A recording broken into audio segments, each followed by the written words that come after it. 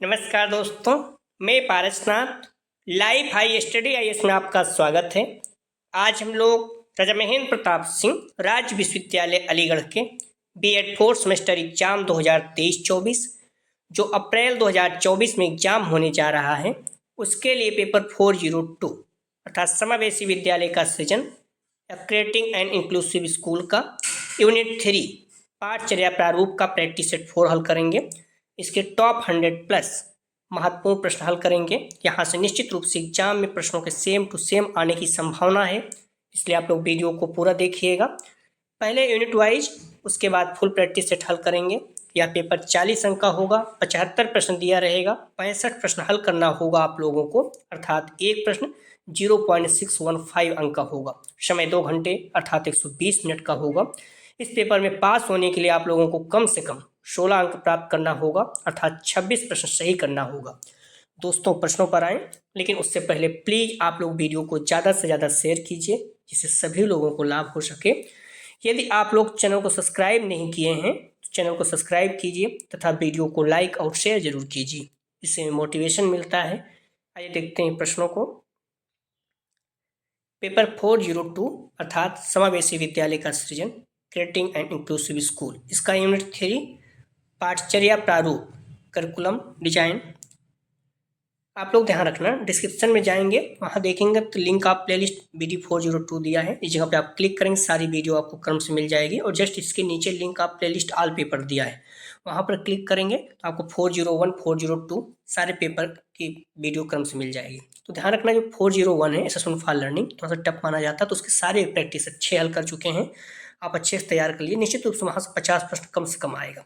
ठीक है, बाकी 402 के सारे प्रश्न आपको यहीं से मिल जाएंगे, चाहे कुछ आप पढ़िए चाहे नहीं पढ़िए। ठीक है, तो आइए देखते हैं प्रश्नों को। एक चीज़ ध्यान रखना, आप लोग बार बार पूछ रहे हैं रिजल्ट कब आएगा थर्ड सेमेस्टर का, तो 29 फरवरी 29 तारीख को बात हुई तो उन्होंने यही कहा था कि आप बार बार साइट को विजिट करते रहिए, किसी भी रिजल्ट जारी हो सकता है। क्लियर कुछ उन्होंने बताया नहीं। ठीक है, आप खुद यूनिवर्सिटी में बात कर सकते हो, कोई इशू नहीं है। ठीक है, लेकिन बार बार उसमें कुछ हो नहीं सकता है कि आप बार बार पूछेंगे तो कुछ भी किसी भी जारी हो सकता है, कुछ होने वाला नहीं है। ठीक है, तो आप लोग थोड़ा सा वेट करिए, यूनिवर्सिटी क्यों नहीं जारी कर रहा है, तो अपने कॉलेज में भी बात कर सकते हैं आप लोग, या खुद बात कर सकते हैं यूनिवर्सिटी में। तो आइए देखते हैं प्रश्नों को, लेकिन प्लीज़ वीडियो को लाइक और शेयर जरूर कीजिए, इससे सभी लोगों को लाभ हो सके, हर बच्चे को अच्छे नंबर आए। पहला प्रश्न है, बालक के मानसिक स्वास्थ्य के विकास के लिए पाठ्यक्रम होना चाहिए। ए अत्यंत सरल, बी अत्यधिक बोझिल, सी क्षमताओं के प्रतिकूल, डी रुचियों के अनुकूल।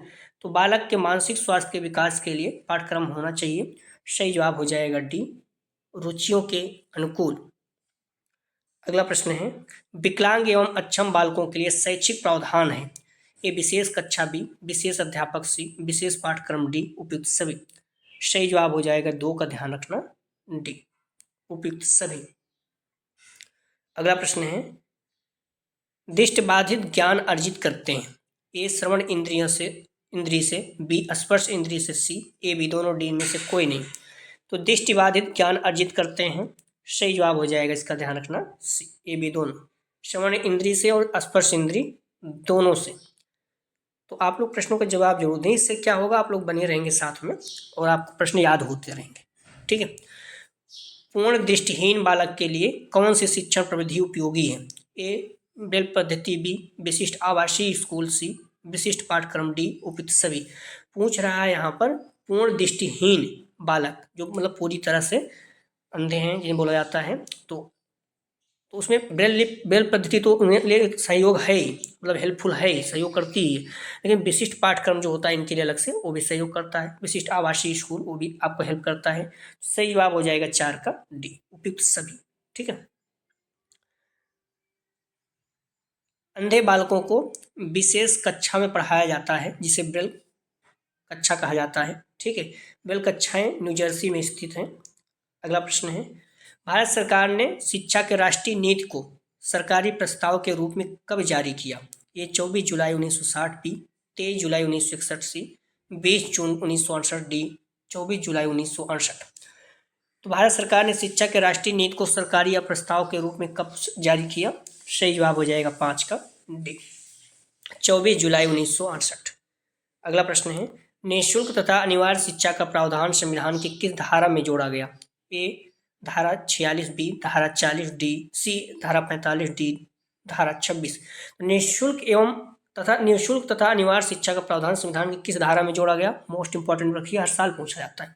सही जवाब हो जाएगा सी धारा 45। अगला प्रश्न है 10+2+3 के स्थान पर किस शिक्षा संरचना को स्वीकार किया गया था? ए 8+4+2, बी 8+4+3, सी 8+4, डी 10+8। तो 10+2+3 के स्थान पर किस शिक्षा संरचना को स्वीकार किया गया था? सही जवाब हो जाएगा बी 8+4+3। नई शिक्षा नीति 2020 की संरचना क्या है पूछा गया है, ध्यान रखना। 5+3+4। 5 मतलब होता है, ठीक है, कक्षा क्या हो जाता है इसमें 3 2 5 3 8 4 12, ठीक है। तो इसमें 3 तक क्या हो जाता है आपका प्री प्राइमरी, और कक्षा 1 2 मान लीजिए, ठीक है। 5 मतलब कक्षा 1 2 जाता है। फिर इसमें आप 3 जोड़ देंगे 5 हो जाएगा, फिर 3 जोड़ेंगे 8 हो जाएगा, फिर 4 जोड़ेंगे 12 हो जाएगा, ठीक है। तो इस तरह से आप 5 3 8 3 11 4 15 है, लेकिन जो 3 क्लास तक है ये प्री प्राइमरी जोड़ा नहीं जाता है। तो 5 मतलब होता है कक्षा 1 2, ठीक है। 3 साल क्योंकि आप प्री प्राइमरी निकाल देंगे तो नहीं जोड़ा जाएगा। तो इस तरह से आप लोग ध्यान रखना, जो नई शिक्षा नीति 2020 उसकी संरचना क्या है 5+3+3+4। याद रखना, पूछा गया है, पूछ भी सकता है। सारे प्रश्न लोग वही सॉल्व कर रहे हैं जो एग्जाम में आए हुए हैं, चाहे राजा महेंद्र प्रताप सिंह आगरा, क्योंकि इसके पहले आपको पता है बी एड सेकेंड ईयर में था, BD 203 था, ठीक है। तो वहाँ पर था, तो सारे प्रश्न तो वही रहे, सिलेबस लगभग थोड़ा बहुत चेंज हुआ है कि यूनिट, तो सारी चीज़ें देखा जा रहा है।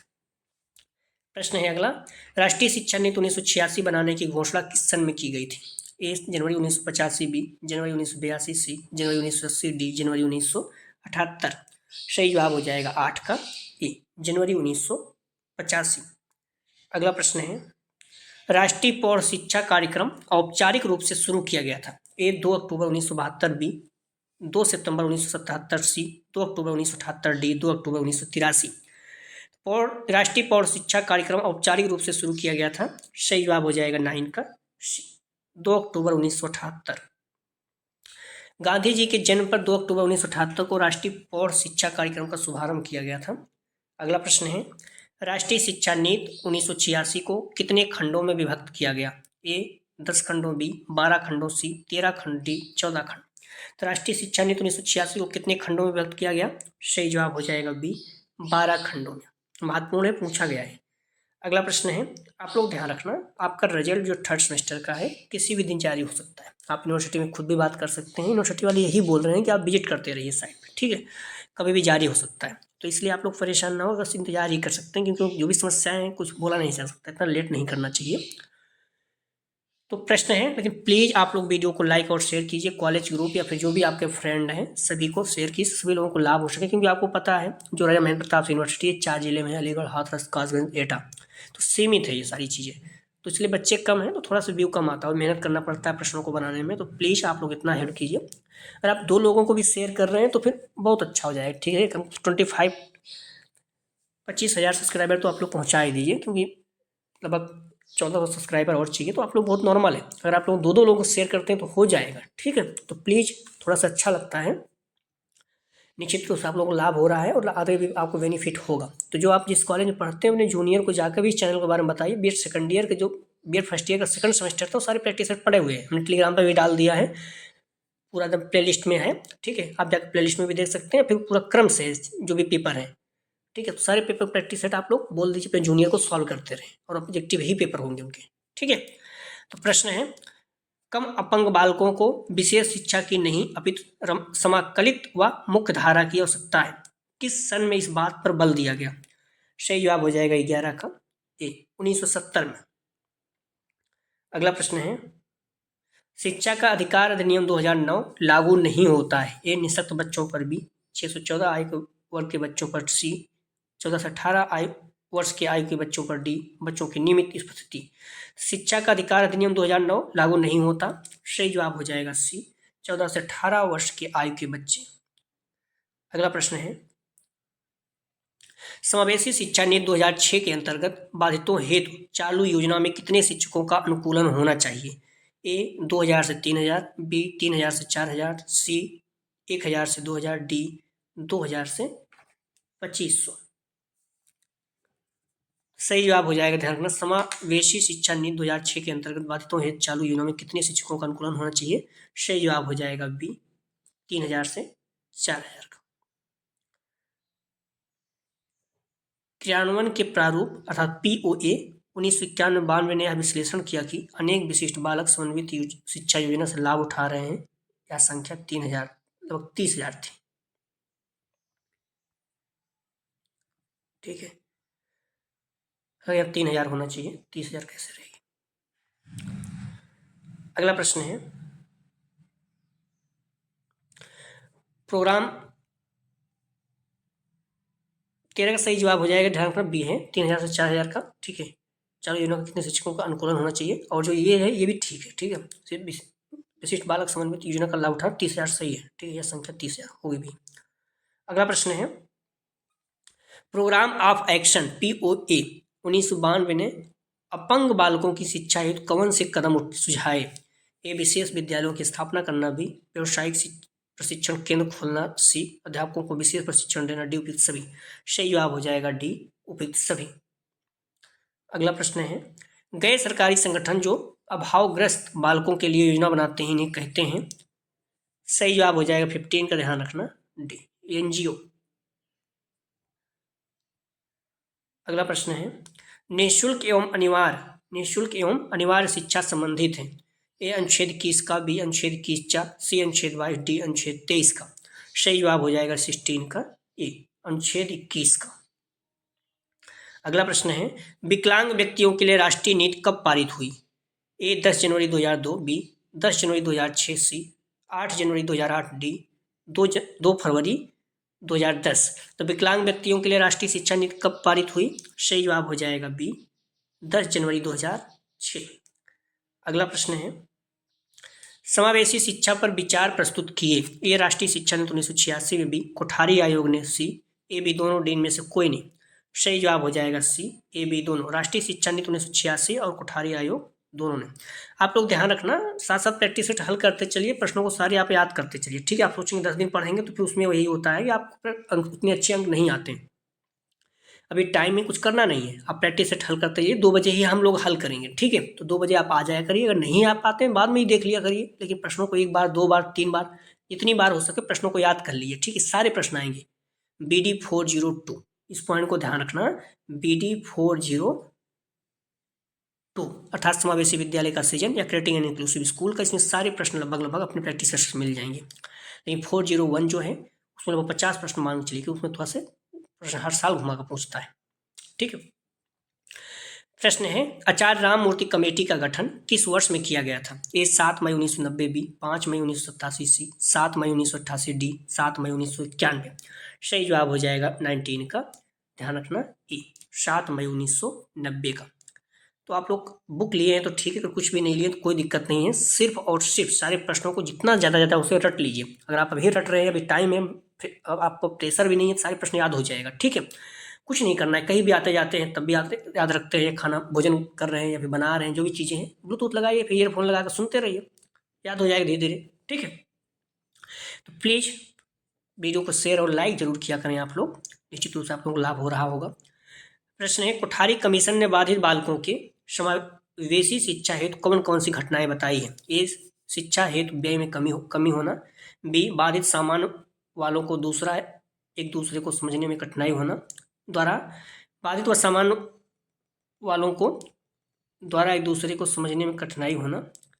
ए, बी दोनों। तीन में से कोई नहीं। ध्यान रखना, कोठारी कमीशन ने बाधित बालकों की समावेशी शिक्षा हेतु कौन सी घटनाएं बताई?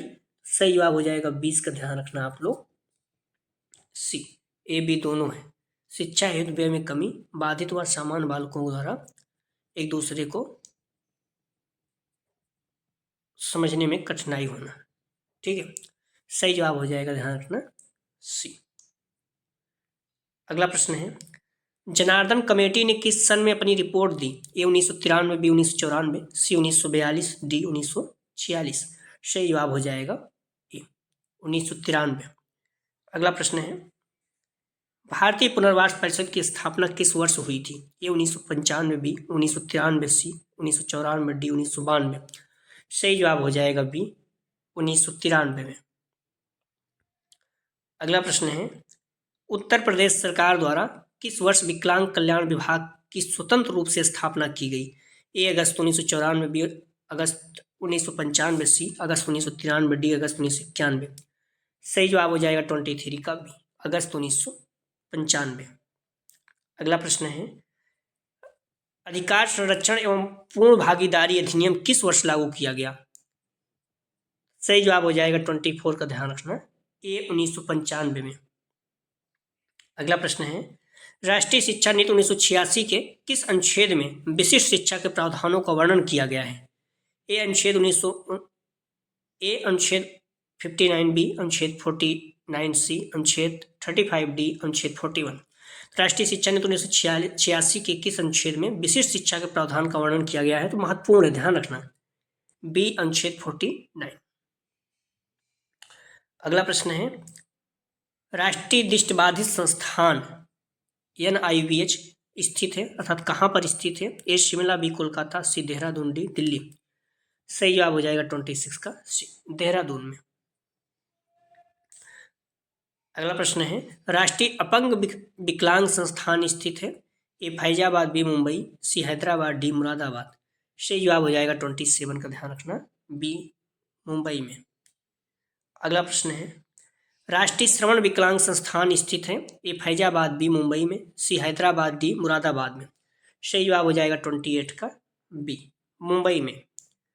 अगला प्रश्न है, विकलांग व्यावसायिक पुनर्वास केंद्रों की संख्या है? ए 13, बी 25, सी 15, डी 17। सही जवाब हो जाएगा डी 17। अगला प्रश्न है, यूनेस्को ने किस वर्ष को विकलांगों का अंतर्राष्ट्रीय वर्ष घोषित किया? सही जवाब हो जाएगा 30 का ए, 1982 को। अगला प्रश्न है, ध्यान रखना, संयुक्त राष्ट्र महासभा ने वर्ष 1981 को अंतर्राष्ट्रीय विकलांग दिवस के रूप में घोषित किया था। अगला प्रश्न है, विकलांग दिवस कब मनाया जाता है? ए 5 दिसंबर, बी 3 दिसंबर, सी 6 दिसंबर, डी 10 दिसंबर। तो विकलांग दिवस कब मनाया जाता है? सही जवाब हो जाएगा बी, 3 दिसंबर को। अगला प्रश्न है, विकलांगों के लिए आवासीय संस्था का रूप है? ए अस्पताल, बी आवासीय स्कूल, सी शरण स्थली, डी उपयुक्त सभी। तो विकलांगों के लिए आवासीय संस्था का रूप है, सही जवाब हो जाएगा डी सभी। ठीक है, आवासीय स्कूल, शरण स्थली, अस्पताल सभी हैं। अगला प्रश्न है, विकलांगों की शिक्षा एवं इलाज के लिए संस्था फ्रांस में स्थापित की? ए सिजुइन ने, बी इटाडे ने, सी बावेज ने, डी इनमें से कोई नहीं। सही जवाब हो जाएगा 33 का ए, सिजुइन ने। अगला प्रश्न है, विकलांग बालकों का पहला पब्लिक स्कूल न्यूयॉर्क में किसने खोला? ए क्रिक, बी रिबोल्ड, सी जॉन मेयर, डी वार्ट। सही जवाब हो जाएगा 34 का बी, रिबोल्ड।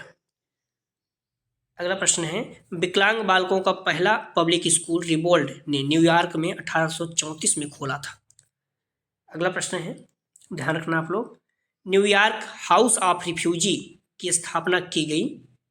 ए अपराधी बालकों के लिए, बी नेत्रहीन बालकों के लिए, सी अपहारी बालकों के लिए, डी सभी के लिए। सही जवाब हो जाएगा 35 का ए, अपराधी बालकों के लिए। न्यूयॉर्क हाउस ऑफ रिफ्यूजी की स्थापना किसके लिए की गई? तो सही जवाब हो जाएगा ए, अपराधी बालकों के लिए। अगला प्रश्न है, नेत्रहीन के लिए न्यू इंग्लैंड इसाइलम की स्थापना किस वर्ष की गई? अर्थात इस वर्ष मतलब किस वर्ष की गई? सही जवाब हो जाएगा 18 का सी 1829 में।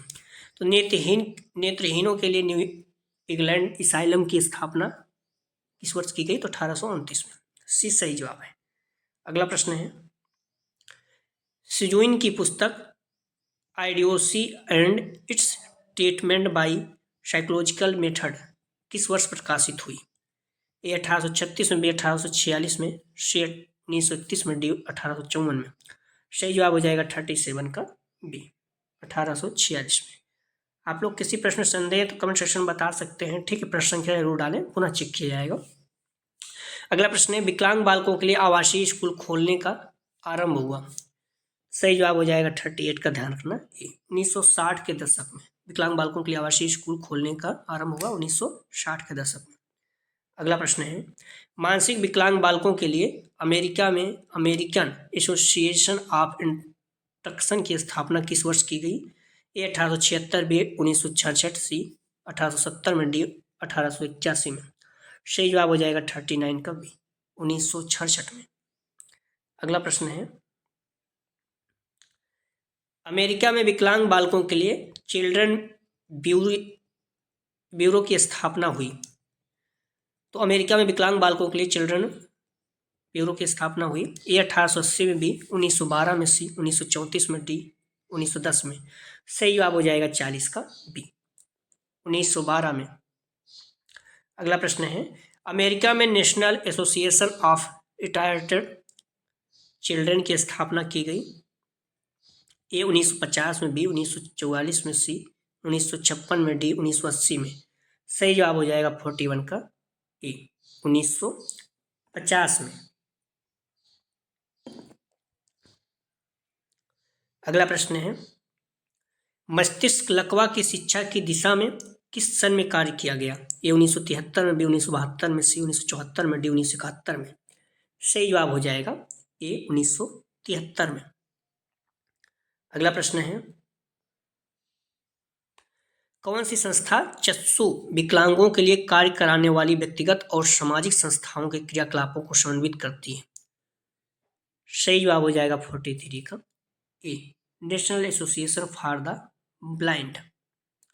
अगला प्रश्न है, भारतीय संविधान के कौन से अनुच्छेद विकलांग व्यक्तियों से संबंधित हैं? ए 46 से 42, बी अनुच्छेद 41 से 46, सी अनुच्छेद 42 से 43, डी अनुच्छेद 14 से 15।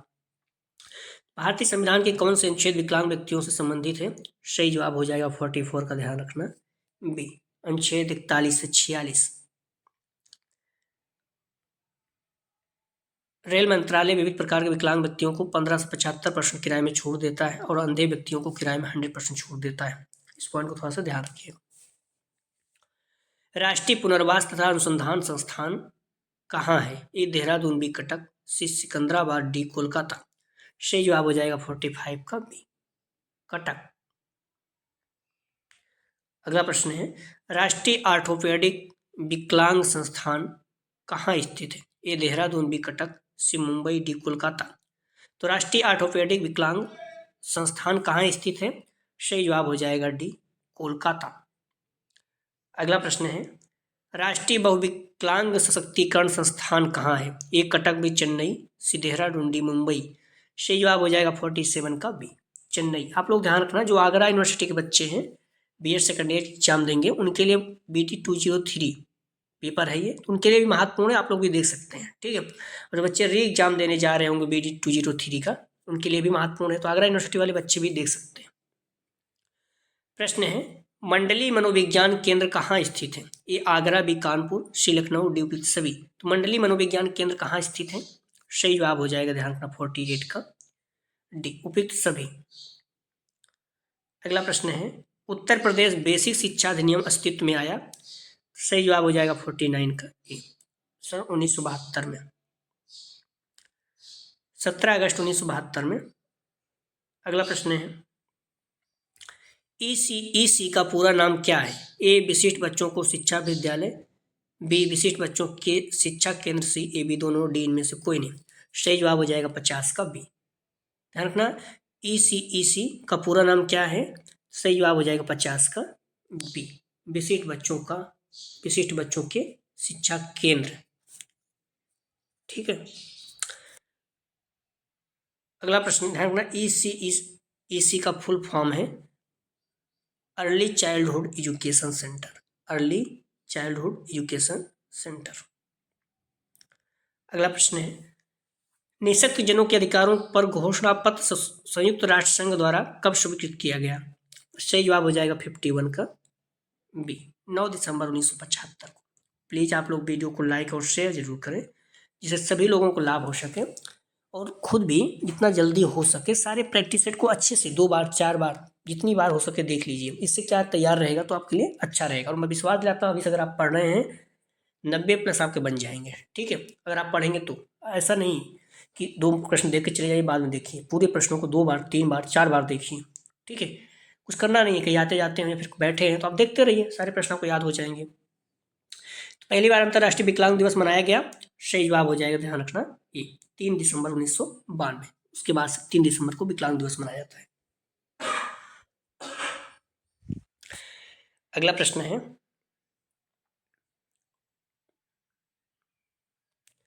International day of disabled persons का नया नाम क्या है? सही जवाब हो जाएगा 53 का B, international day of persons with disabilities. अगला प्रश्न है, भारत सरकार के कल्याण मंत्रालय ने सन 1974 में एकीकृत शिक्षा की शुरुआत की, जिसे किस नाम से जाना जाता है? ये विकलांग बच्चों के लिए समेकित शिक्षा बी, जरूरतमंद बच्चों की शिक्षा सी, समावेशी शिक्षा डी, विशिष्ट शिक्षा। सही जवाब हो जाएगा 54 का ए, विकलांग बच्चों के लिए समेकित शिक्षा। अगला प्रश्न है, IEDC का पूरा नाम क्या है? सही जवाब हो जाएगा 55 का सही जवाब हो जाएगा B, integrated education for the disabled children, विकलांग बच्चों के लिए एकीकृत शिक्षा। अगला प्रश्न है, विकलांग जन अधिनियम किस वर्ष लागू किया गया? सही जवाब हो जाएगा 56 का, ध्यान रखना बी, 1996। अगला प्रश्न है, विकलांग जन अधिनियम के तहत कितने प्रकार की विकलांगता को सम्मिलित किया गया? सही जवाब हो जाएगा 57 का 7। अगला प्रश्न है, ध्यान रखना, निःशक्त जन अधिकार कानून में किस प्रकार की क्षमताओं को शामिल किया गया है? अगला प्रश्न है, बालकों के लिए पाठ्यक्रम व्यवस्थित व उपयोगी होना चाहिए, यह कथन है।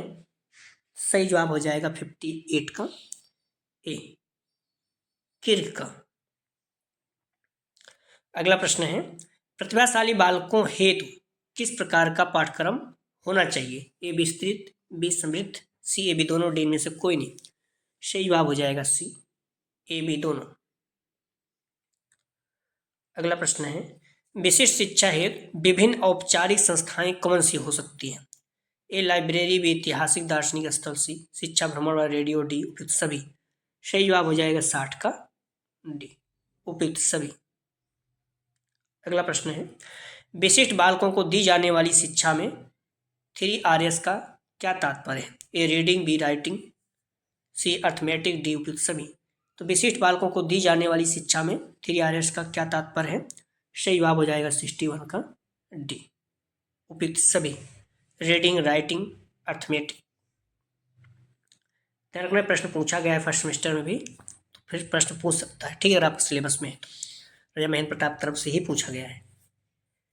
विशिष्ट बालकों की शिक्षा संपूर्ण शिक्षा का हिस्सा है, या कथन किसका है? सही जवाब हो जाएगा ए, कुकसेन का। अगला प्रश्न है, किसने कहा कि पाठ्यक्रम वांछित अधिगम अनुभवों की एक सुव्यवस्थित श्रृंखला है? सही जवाब हो जाएगा 63 का ए, जॉनसन का। अगला प्रश्न है, पाठ्यक्रम निर्माण में किस बात को मुख्य रूप से ध्यान में रखना चाहिए? ए शिक्षा के उद्देश्यों को, बी छात्रों की आवश्यकताओं, रुचियों एवं योग्यता को, सी शिक्षण अनुसंधानों को, डी ए बी दोनों। तो पाठ्यक्रम निर्माण में किस बात को मुख्य रूप से ध्यान में रखना चाहिए? तो सही जवाब हो जाएगा डी, ए बी दोनों, शिक्षा के उद्देश्यों को, छात्र की आवश्यकताओं, रुचियों, योग्यता। अगला प्रश्न है, विशिष्ट शिक्षा होनी चाहिए। ए छात्र केंद्रित, बी पाठ्यक्रम केंद्रित, सी शिक्षा केंद्रित, डी आवश्यकता केंद्रित। सही जवाब हो जाएगा 65 का, ध्यान रखना आप लोग ए, छात्र केंद्रित, विशिष्ट शिक्षा होनी चाहिए छात्र केंद्रित। अगला प्रश्न, ध्यान रखना, आप अनपढ़ माता पिता के बच्चों को अंग्रेजी सिखाना चाहते हो तो आप उसे मातृभाषा की सहायता से अंग्रेजी सिखाना प्रारंभ करेंगे। अगला प्रश्न है, प्रतिभाशाली विद्यार्थी अपनी क्षमताओं को तब विकसित कर पाएंगे जब। सही जवाब हो जाएगा 66 का बी, वे अन्य विद्यार्थियों के साथ अधिगम प्रक्रिया से जुड़ते हैं। अगला प्रश्न है, बाधितों हेतु सहायक उपकरणों का निर्माण होता है। सही जवाब हो जाएगा 67 का बी, कानपुर में। पीसीएस में भी ये प्रश्न पूछे जाते हैं। 67 वाला प्रश्न जो है कि दिव्यांगों के उपकरण कहाँ बनते हैं, तो कानपुर में, महत्वपूर्ण है। अगला प्रश्न है आंशिक दृष्टिबाधित बालकों हेतु किन उपकरणों का प्रयोग किया जाता है? ए उत्तल लेंस, बी चश्मे का, सी श्वेत बोर्ड का, डी उपयुक्त सभी का। सही जवाब हो जाएगा 68 का डी, उपयुक्त सभी का। अगला प्रश्न है निकट दृष्टि दोष या निकट दृष्टता दोष को किस उपकरण के द्वारा संशोधित किया जा सकता है? ए उत्तल लेंस से, बी अवतल लेंस से, सी ए बी दोनों, डी इनमें से कोई नहीं। सही जवाब हो जाएगा 69 का बी, अवतल लेंस से। ध्यान रखना निकट दृष्टि दोष ये अवतल है, ठीक है, आप ऐसे याद रखिए। निकट बड़ा है तो अवतल, उत्तल दूर दृष्टि दोषी, तो दूर क्या है, दो शब्द है तो उत्तल मान चलिए 3.5, तो ऐसे याद रखिए, ठीक है। निकट शब्द क्या है, बड़ा है दूर से, तो यहाँ पर 4 शब्द है अवतल, निकट अवतल, दूर दृष्टि दोष उत्तल, इस तरह से याद रखिए। अगर निकट दृष्टि दोष है कौन सा लेंस उपयोग होता है, अवतल, और दूर दृष्टि दोष है तो उत्तल, उसके निवारण के लिए।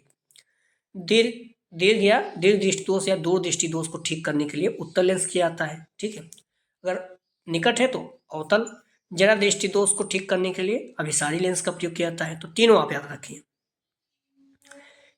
दृष्टि बाधित व्यक्ति के लिए सहायक उपकरण है ए बेलपत्र, B screen reader, C optical characters recognition, D उपयुक्त सभी। तो दृष्टि बाधित व्यक्तियों के लिए सहायक उपकरण है, सही जवाब हो जाएगा डी, उपयुक्त सभी, तीनों। अगला प्रश्न है बेल पद्धति का आविष्कार किसने किया? सही जवाब हो जाएगा 71 का ए, लुई ब्रेल। पीसीएस वगैरह में ये चीज बार बार पूछा जाता है कई एग्जाम कंपटीशन में। ब्रेल लिप में 256 अक्षर होते हैं, इस पॉइंट को ध्यान रखना।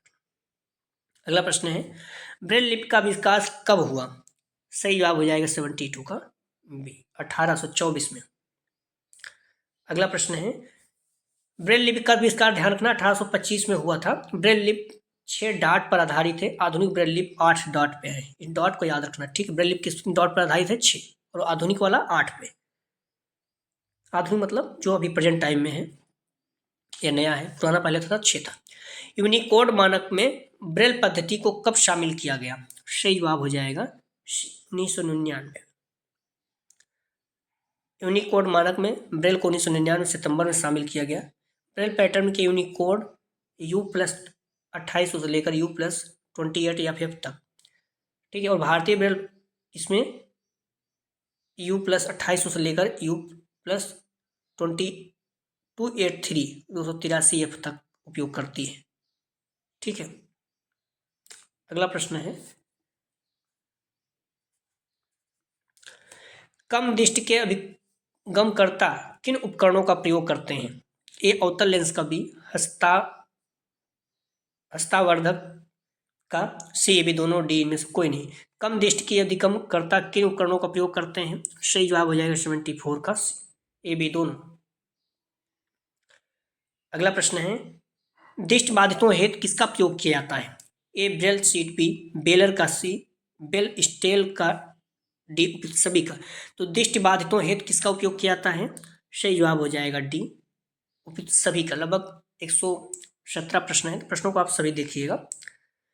ऑर्थोपेडिक दिव्यांगों को समायोजित करने के लिए प्रयोग किया जाता है, तो सही जवाब हो जाएगा 76 का, ध्यान रखना B, curve cut and curve slopes. अगला प्रश्न है लिखित पाठ को पढ़ने में असमर्थ बालकों के लिए प्रयोग होता है, सही जवाब हो जाएगा 77 का सी, ऑप्टिकल कैरेक्टर रीडर। अगला प्रश्न है अंधे बालक पढ़ सकते हैं, सही जवाब हो जाएगा 78 का ए, ब्रेल लिपि। अगला प्रश्न है दृष्टि बाधित बालक सीखते हैं, ए पूर्ण के बजाय भाग के द्वारा, बी रटकर स्मृति द्वारा, सी सीमित प्रेक्षण द्वारा, डी उपयुक्त सभी। सही जवाब हो जाएगा डी, उपयुक्त सभी। अगला प्रश्न है अर्धनेत्रहीनों को पढ़ने के लिए आवश्यकता होती है, ए बड़े अक्षर में छपाई की, बी निकट जाकर पढ़ने की, सी ए बी दोनों, डी में से कोई नहीं। सही जवाब हो जाएगा सी ए बी दोनों। अगला प्रश्न है ब्रेल कक्षाओं के लिए किस प्रकार की पुस्तकों की आवश्यकता होती है? ए ब्रेल पुस्तक के बी, सामान्य पुस्तकों के सी, चित्रयुक्त पुस्तकों के डी, इनमें से कोई नहीं। तो ब्रेल कक्षाओं के लिए किस प्रकार के पुस्तकों की आवश्यकता होती है? सही जवाब हो जाएगी, ध्यान रखना, 81 का ए, ब्रेल पुस्तकों की। अगला प्रश्न है, अंधे बालकों को पढ़ाने का विशेष सिद्धांत है। ए हौसला एवं निर्देशन, बी सहायक उत्तेजना, सी स्वयं कार्य करना, डी उपयुक्त सभी। सही जवाब हो जाएगा 82 का डी, उपयुक्त सभी। अगला प्रश्न है, श्रवण क्षति युक्त बालकों को किस प्रकार शिक्षा दी जा सकती है? ए चिन्हित भाषा के द्वारा, बी संकेतित भाषा के द्वारा, सी ए बी दोनों, डी में से कोई नहीं। सही जवाब हो जाएगा 83 का सी, ए बी दोनों। अगला प्रश्न है, श्रवण क्षति युक्त बालकों की शैक्षिक सुविधाएं हैं। दृश्य श्रव्य संकेत सामग्री एवं समूह श्रवण सहायक, टेप रिकॉर्डर में शिक्षक का व्याख्यान, टेप एवं ओवरहेड, प्रोजेक्टर, अजायब घर, ऐतिहासिक इमारतें, प्रसिद्ध स्थान आदि सूचनाप्रद स्थानों का भ्रमण। अगला प्रश्न है, श्रवण क्षतियुक्त बालकों को निम्न में से किस प्रकार से शिक्षा नहीं दी जा सकती है? सही जवाब हो जाएगा 84 का ए, संगीत भाषा में। अगला प्रश्न है, ध्यान रखना, श्रवण बाधितों को आरंभिक अवस्था में श्रवण उपकरण के उपयोग की भूमिका होती है। अगला प्रश्न है, श्रवण बाधितों हेतु सर्वप्रथम शिक्षा संस्था की स्थापना किसने की? सही जवाब हो जाएगा 85 का ए, ग्लैंडर ने। अगला प्रश्न है, श्रवण सहायक उपकरणों का प्रयोग किस प्रकार के प्रयोगों हेतु किया जाता है? ए व्यक्ति के लिए, बी सामूहिक प्रयोग के लिए, सी ए बी दोनों, डी में से कोई नहीं। सही जवाब हो जाएगा 86 का सी, ए बी दोनों। अगला प्रश्न है, श्रवण बाधितों हेतु किस प्रकार के विशेष चिन्ह होते हैं? ए स्वरों का, बी शब्दों का, सी ए बी दोनों, डी में से कोई नहीं। सही जवाब हो जाएगा सी, ए बी दोनों का। अगला प्रश्न है, श्रवण बाधितों के शिक्षण हेतु अध्यापक को किसका ज्ञान होना चाहिए? ए संकेत भाषा का, बी पाठ वस्तु का, सी चिन्हित भाषा का, डी उपयुक्त सभी का। सही जवाब हो जाएगा डी, उपयुक्त सभी का। अगला प्रश्न है, गत्यात्मक असमर्थ बालकों की शिक्षा के लिए पाठ्यक्रम होना चाहिए। सही जवाब हो जाएगा 89 का बी, सामान्य छात्रों के समान पाठ्यक्रम। अगला प्रश्न है, अधिगम असमर्थ बालकों को शिक्षा की प्रविधि है। ए पाठ वस्तु के को छोटे छोटे खंडों में विभक्त किया जाए, प्रस्तुत किया जाए, बी सतत पुनर्बलन दिया जाए, सी सतत अभ्यास कराया जाए, डी उपयुक्त सभी। सही जवाब हो जाएगा 90 का डी, उपयुक्त सभी। अगला प्रश्न है, प्रतिभाशाली बालक हेतु शिक्षण विधि है। ए गतिवर्धन, बी संपन्नीकरण या विशेष पाठ्यक्रम, सी विशिष्ट कक्षा, डी उपयुक्त सभी। सही जवाब हो जाएगा 91 का डी, उपयुक्त सभी। अगला प्रश्न है, कक्षा प्रबंधन की सामान्य सहायक सामग्री कौन सी होती है? ए प्रयोगशाला परीक्षण, बी क्षेत्रीय कार्य व शैक्षिक भ्रमण, सी स्वतः अध्ययन या तुलना, डी उपयुक्त सभी। सही जवाब हो जाएगा डी, उपयुक्त सभी। अगला प्रश्न है, शिक्षण में प्रबंधन का प्रत्यय किसने दिया? सही जवाब हो जाएगा सी, आई के डेविज ने। महत्वपूर्ण ध्यान रखना, प्रश्न आ चुका है। अगला प्रश्न है, शारीरिक रूप से अपंग बालकों की किन आवश्यकताओं की पूर्ति करनी चाहिए? ए मनोवैज्ञानिक, बी शारीरिक, सी ए बी दोनों, डी में से कोई नहीं। सही जवाब हो जाएगा सी, ए बी दोनों। प्लीज आप लोग वीडियो को लाइक और शेयर जरूर करें, जिससे सभी लोगों को लाभ हो सके। और आप लोग एक शब्द बार बार बोल रहा हूँ, जब भी टाइम मिले आप वीडियो को पूरा देखकर बार बार देखिए, प्रश्नों को रट डालिए। BD 402 के सारे प्रश्न अपने प्रैक्टिस सेट से आएंगे, ये बात मैं अभी से कह रहा हूँ, ठीक है। और 401 के लगभग 50+ प्रश्न आ जाएंगे, क्योंकि उसके हर बार प्रश्न को पता नहीं कहाँ से पूछता है, इसलिए 401 को अच्छे से आपको पढ़ना है, ठीक है। श्रवण बाधितों बालकों हेतु किन अंगों का प्रयोग करके उन्हें शिक्षित किया जाता है? ये हाथ का, बी अंगुलियों का, सी बाजू का, डी उपयुक्त सभी। सही जवाब हो जाएगा डी, उपयुक्त सभी। अगला प्रश्न है, ध्यान रखना, श्रवण बाधित बालकों के लिए पाठचर्या सुधार, संप्रेषण रणनीतियां, चिन्ह भाषा, संकेत भाषा, होस्ट पठन, स्पर्श प्रविधि, गतिविधि, प्रबंधन प्रयोग, शिक्षण रणनीतियां। अगला प्रश्न है, विद्यालय स्तर पर श्रवण बाधित बालकों की शिक्षा की विधियां कौन सी होती हैं? ए शाब्दिक विधि, बी मैनुअल विधि, सी संपूर्ण संप्रेषण विधि, डी उपयुक्त सभी। सही जवाब हो जाएगा 96 का डी, उपयुक्त सभी। अगला प्रश्न है, दृष्टिबाधित बालकों की किन किन बातों का ध्यान रखना चाहिए? ए देखभाल, बी शिक्षा का, सी शिक्षा प्रदान करने का, डी उपयुक्त सभी। सही जवाब हो जाएगा 97 का डी, उपयुक्त सभी का। अगला प्रश्न है, ध्यान रखना दृष्टि बाधित बालकों के लिए पाठचर्या सुधार, इसमें बड़े आकार के 3D मॉडल को दिखाना, ब्रेल लिपि, गणना यंत्र का प्रयोग, सागामी पाठचर्या, पाठ सागामी क्रियाओं का प्रयोग जैसे कि पाठ्यक्रम के साथ साथ गाना, संगीत, नाट्यकला, वाद विवाद, खेल आदि। अगला प्रश्न है, दृष्टिबाधितों हेतु किस प्रकार की किताबों की व्यवस्था की जाती है? सही जवाब हो जाएगा, ध्यान रखना ए किताब ग्रेड 1, बी किताब grade 2, see talking books D उपयुक्त सभी। सही जवाब हो जाएगा डी उपयुक्त सभी। अगला प्रश्न है, कक्षा का वातावरण निर्भर होता है ए छात्रों का, बी शिक्षकों का, सी ए बी दोनों, डी में किसी पर भी नहीं। तो कक्षा का वातावरण निर्भर होता है, सही जवाब हो जाएगा 99, सी ए बी दोनों, छात्रों और शिक्षकों दोनों पर। अगला प्रश्न है, प्रतिभाशाली बाल, ध्यान रखना मॉडल पेपर में अगर आप देखेंगे कई प्रश्न गलत दिए रहते हैं, ठीक है, तो अगर आप लोग पढ़ेंगे तो अच्छे से पढ़िएगा। प्रतिभाशाली बालकों की पुस्तकों का चयन का आधार क्या होता है? ए रुचि, बी अभिरुचि, सी योग्यताएं, डी उपयुक्त सभी। सही जवाब हो जाएगा 100 का डी उपयुक्त सभी। अगला प्रश्न है, विशिष्ट बालकों को शिक्षित करते हुए बालकों की किन योग्यताओं का विकास किया जाता है? ए विकास का, बी कार्यात्मकता का, सी गुणवत्ता का, डी उपयुक्त सभी। सही जवाब हो जाएगा डी उपयुक्त सभी का। अगला प्रश्न है, विशिष्ट बालकों के डेस्क पर किन किन वस्तुओं को टिकाने के लिए उपयुक्त स्थान की व्यवस्था रखनी चाहिए? ए पेन, बी पेंसिल, सी कार्बनिक वर्तिका, डी उपयुक्त सभी। सही जवाब हो जाएगा, ध्यान रखना डी उपयुक्त सभी। अगला प्रश्न है, डिसलेक्सिया के बालकों को शिक्षित करने हेतु किन सामग्रियों का प्रयोग किया जाता है? ए चित्र व शीर्षक सामग्री, बी दृश्य श्रव्य सामग्री, सी टेलीविजन से, डी उपयुक्त सभी। सही जवाब हो जाएगा ए चित्र व शीर्षक सामग्री। ध्यान रखना कुछ चीजें हैं, आप याद रखना, 2-3 पॉइंट तो याद ही होना चाहिए। डिसलेक्सिया पढ़ने की समस्या, ठीक है, डिसलेक्सिया पढ़ने की समस्या, डिसग्राफिया, ग्राफ मतलब ऐसे याद रखिए, ग्राफ मतलब क्या होता है, ग्राफ बनाना लिखना, तो लिखने की समस्या। तो डिसलेक्सिया पढ़ने की समस्या, डिसग्राफिया लिखने की समस्या, डिसकैलकुलिया गणितीय समस्या, ये 3 याद होना चाहिए। डिसमॉर्फिया भ्रम की समस्या कभी पूछ लेता है, डिस्पेसिया बोलने की समस्या, अफेजिया भाषा संबंधित क्षमता, डिस्पेक्सिया शारीरिक कौशल संबंधित विकार, डिस्थेमिया तनाव संबंधित। अगला प्रश्न है, चित्रों वाली स्क्रैप बुक से बच्चों को किस प्रकार के शब्दों का ज्ञान कराया जा सकता है? ए एट, इन, आउट, एबव, सी ओवर, बिलो, डी उपयुक्त सभी। सही जवाब हो जाएगा 104 का डी उपयुक्त सभी। अगला प्रश्न है, प्रमस्तिकी पक्षाघात के बालकों हेतु सहायतार्थ उपकरण कौन से होते हैं? ए के वाकर, बी केस्टर, सी कुर्सी, डी उपयुक्त सभी। सही जवाब हो जाएगा डी उपयुक्त सभी। अगला प्रश्न है, डिस्क्रिप्टिव मॉडल का प्रयोग किन बालकों को शिक्षित करने हेतु किया गया था? ए अंधे बालक को, बी बौद्धिक रूप से क्षतिग्रस्त बालकों को, सी विशिष्ट बालकों को, डी उपयुक्त सभी। सही जवाब हो जाएगा डी उपयुक्त सभी। अगला प्रश्न है, अनुकूलित अधिगम वातावरण प्रतिमान की शुरुआत किसने की? सही जवाब हो जाएगा ए बैंग ने। अगला प्रश्न है,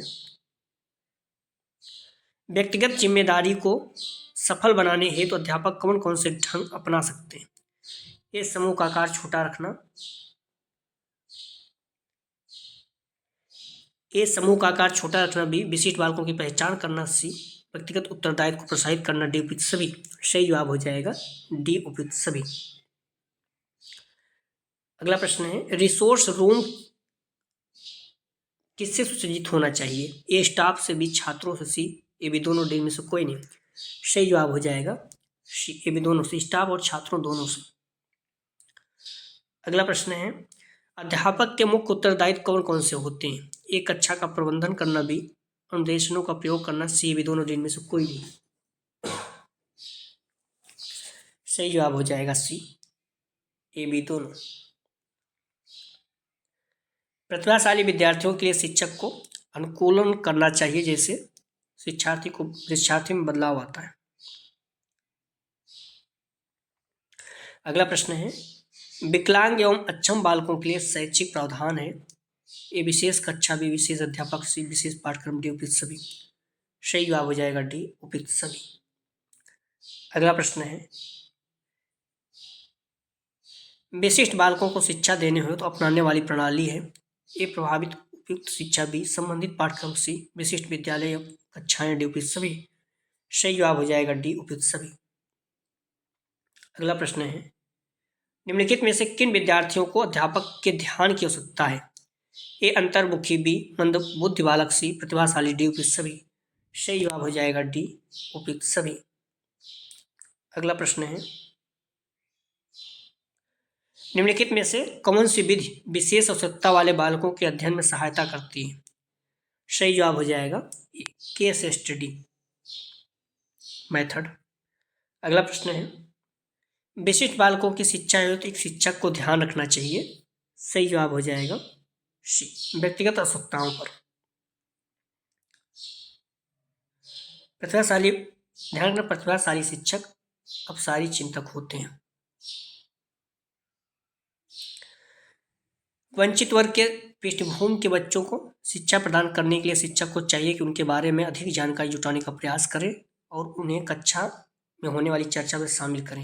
एक समावेशी कक्षा में किसी शिक्षिका के सबसे महत्वपूर्ण भूमिका सुनिश्चित करना कि प्रत्येक बच्चे को अपनी संभावना को प्राप्त करने का अवसर मिले। एक अच्छा शिक्षक वह है जो सभी बालकों पर समान रूप से ध्यान दे।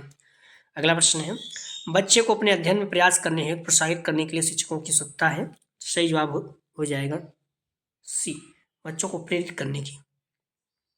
अगला प्रश्न है, समावेशी कक्षा कक्ष में पाठचर्या के क्रियान्वयन में शिक्षक की भूमिका में सम्मिलित है। ए विविधताओं की प्रकृति को समझना। बी बालकों में आत्मविश्वास की भावना विकसित करना। सी कक्षा कक्ष की गतिविधियों में प्रतिभाग करने के अवसर प्रदान करना। डी उपयुक्त सभी। सही जवाब हो जाएगा, ध्यान रखना 117 का डी उपयुक्त सभी। कुछ प्रश्न है, ध्यान रखना उसके जवाब जरूर दीजिएगा। 5वीं कक्षा में दृष्टिबाधित विद्यार्थी के साथ साथ में समान रूप से व्यवहार किया जाना चाहिए और श्रव्य सीडी के माध्यम से सहायता उपलब्ध कराई जानी चाहिए।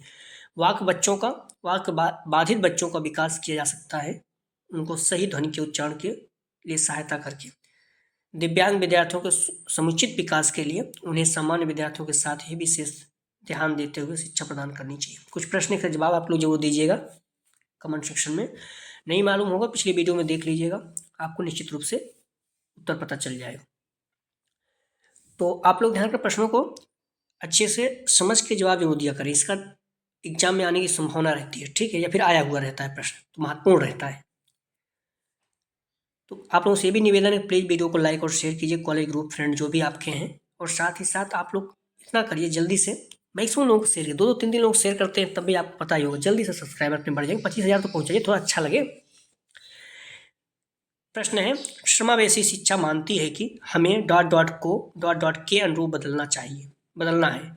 ए व्यवस्था, बच्चे। बी परिवेश परिवार। सी बच्चे व्यवस्था। डी इनमें से कोई नहीं। अगला प्रश्न है, संविधान के किस अनुच्छेद में कमजोर वर्गों, अनुसूचित जात, जनजात, शैक्षिक तथा आर्थिक उन्नति की विशेष व्यवस्था की गई?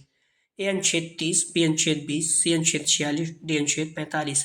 संविधान के किस अनुच्छेद में कमजोर वर्गों, अनुसूचित जाति और जनजाति की शैक्षिक तथा आर्थिक उन्नति की विशेष व्यवस्था की गई? तो जवाब इसका जरूर दीजिएगा। अगला प्रश्न है, राष्ट्रीय शिक्षा नीति का उदय हुआ? ए मानवीकरण की। बी संस्था रही शिक्षा की। सी समावेश की। डी उपयुक्त सभी। अगला प्रश्न है, नई शिक्षा नीति 1986 में किस तरह के बालकों की शिक्षा पर बल दिया गया? ए अपंग बालकों के। बी प्रतिभाशाली बालकों के। सी मूर्ख बालकों के। डी उपयुक्त सभी। अगला प्रश्न है, शिक्षण की परंपरा पद्धति है? ए व्याख्यान। बी वाद विवाद। सी प्रश्नोत्तर। डी उपयुक्त सभी। सही जवाब हो जाएगा, ध्यान रखना आप लोगों को प्रश्नों को, सारे 5 प्रश्नों को जवाब देना है। आप डिस्क्रिप्शन में जाएंगे, लिंक आप PD 402 दिया गया है, जब क्लिक करेंगे सारी वीडियो क्रम से मिल, जस्ट नीचे देखेंगे तो 401 402 सभी वीडियो पेपर का पीडीओ आपको क्रम से मिल जाएगा। अगला जो प्रैक्टिस हल करेंगे, समावेश PD 402 अर्थात समावेशी विद्यालय का सृजन, क्रिएटिंग एंड इंक्लूसिव स्कूल का, इसका यूनिट 4 समावेशी शिक्षा में सहयोगात्मक सेवाएं। इसके बाद हम लोग उसका फुल प्रैक्टिस सेट देखेंगे, ठीक है। अगर सारे प्रैक्टिस सेट आपका फुल तो जरूर हल किया करें। अगर आप सॉल्व कर ले रहे हैं तो निश्चित रूप से आपके सारे प्रश्न यहाँ से मिल जाएंगे। तो प्लीज़ वीडियो को लाइक और शेयर कीजिए, कॉलेज ग्रुप दोस्त जो भी आपके फ्रेंड हैं सभी लोगों को शेयर कीजिए। और आप लोग कहीं भी आ रहे हैं, जा रहे हैं, भोजन कर रहे हैं, कहीं भी ब्लूटूथ या फिर ईयरफोन लगा कर प्रश्नों को सुनते रहें, प्रश्नों को रटिए। अगर आप अच्छे से रटते हैं, अभी से विश्वास दिलाता हूँ आपको 90% प्लस बन जाएगा। उसके बाद ये फायदा रहता है, एमिट करना चाहते हैं तो आपका परसेंटेज वहाँ पर होता है, ठीक है, बहुत बेनिफिट होता है। और अगर आप एजुकेशन में जुड़े हैं तो एमएड कर लेंगे तो फ़ायदा रहेगा। एमएड करने के फ़ायदे क्या है, वीडियो आपको देख सकते हैं, यहाँ पर डिस्क्रिप्शन में सबसे लास्ट में मिल जाएगा, फिर आप सर्च कर लीजिए, अपना आ जाएगा। ठीक है, वहाँ पर हमने 12 फ़ायदे बताए सर, आप देख सकते हैं। तो प्लीज़ वीडियो को लाइक और शेयर कीजिए, कॉलेज ग्रुप फ्रेंड जो भी हैं। वीडियो देखने के लिए धन्यवाद दोस्तों।